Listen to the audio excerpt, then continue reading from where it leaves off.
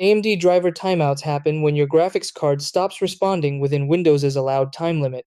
When that delay occurs, Windows automatically resets the AMD graphics driver to prevent a full system crash. You'll usually see the AMD bug report tool pop up, asking you to submit a report. While it looks like a GPU failure, a timeout is really a communication breakdown between the driver software and your hardware. It's important to understand that this does not automatically mean your graphics card is defective.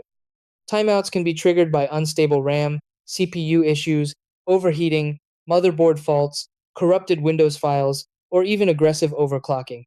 In 2025, AMD has continued refining drivers, but because every PC build is different, there's no single universal fix.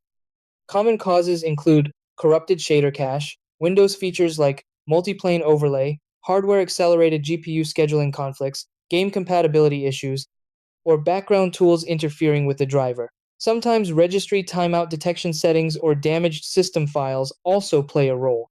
The most effective first step is a clean driver reinstall using DDU in safe mode, then installing the latest stable AMD driver.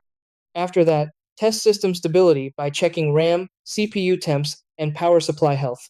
Disable MPO and hardware GPU scheduling, reset adrenaline settings, and avoid unstable overclocks. Also, verify cables and power connections are secure. Most timeout problems resolve once underlying instability is fixed.